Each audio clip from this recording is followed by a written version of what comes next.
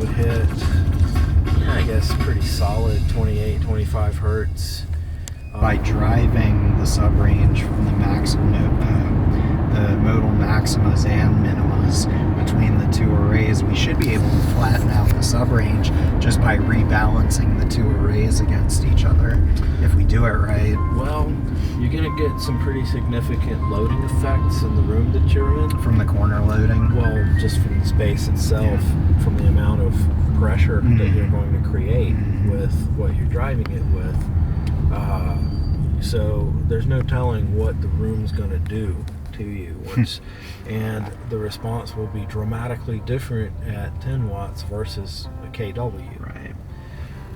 But we're only using 1 watt for this party, bro. So to answer your question, first watt, only watt. So to answer your question, I don't pay attention to any technical standards at all whatsoever when I tune a rig. All I do is, okay, listen. Here's the SPL that's my target. This is where people want it. I'm going to make it feel good to me at that SPL. Right, because the perceptual tonality changes. And if there are any major issues, it'll be glaring. You'll catch it. We're doing big sound, not little sound. So if anything's glaring, you'll hear it right away. Because honest engine, it's as soon as you go higher, your Fletcher-Munson curve's different. As soon as you go lower, your Fletcher-Munson curve's different. I found that I have to control snares and hats different amounts depending on where I am in the dynamic trajectory of the evening. Indeed. It's a real subtle component of what I do that I picked up on in the last week. It's not like in a cinema where I'm going to do an X curve. Yeah. Or an Atmos curve. Or whatever. You know what I mean? It's not like I'm calibrated. Say you do a 45 hertz tune, right? That's 24 feet, right? So that transmission line's going to need to be 6 feet long, right? That's well and good if the system you're making has a small driver, like in the case of a low wave radio, or a 12 or 15 max, like DMC or something. So you start using 18s, 21s, etc., etc.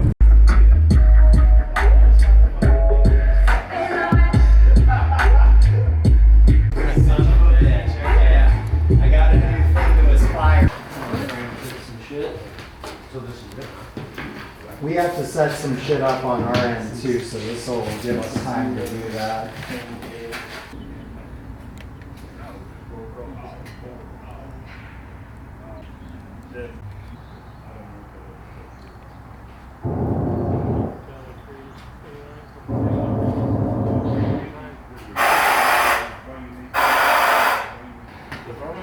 What we do is essentially bring out the entire system out here, like all the speakers. Each speaker model corresponds to a saved preset that we have. I've made some of these presets. My friend Colin Marriott made the floodlight presets for us. So double click that, I get one EQ screen that works for every amplifier in my group. So I don't have to go around to each channel and do it. It will control them all at once and stuff like that. That's kind of the little verb that was. So we've got our comprise here with the amps that are on them, and then speakers and groups over here. And when you can create a program offline, right? Doesn't matter which amps are out there, just as long as you can find the same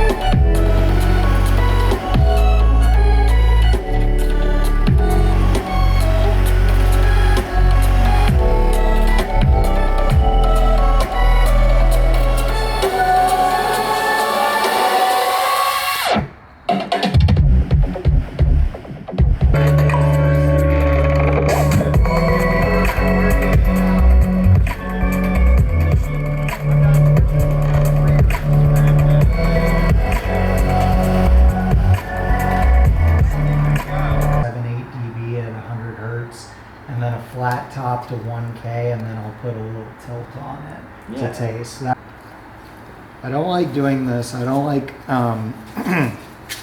making dips from a flat Yeah. tilt Well, into like. like I say, having the both 12s.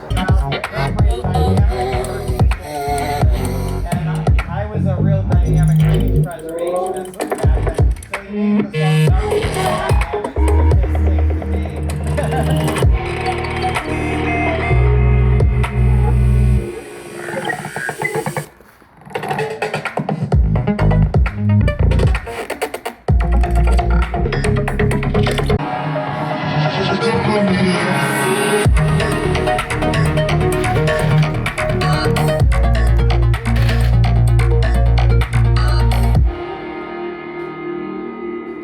It's probably a little too much. You'll see.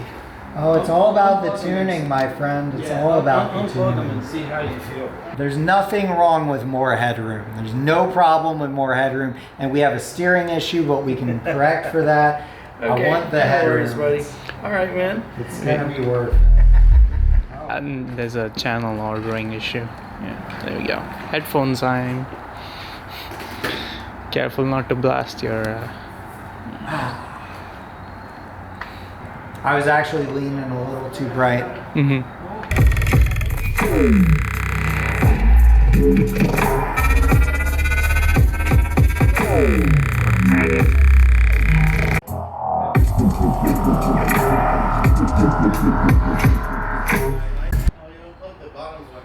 Yeah, no. Leave them on. Leave them out. Leave them out, okay. Yeah, leave them out. Hey, Is this too can you much? tell me when it's straight on top though? Yes, sir.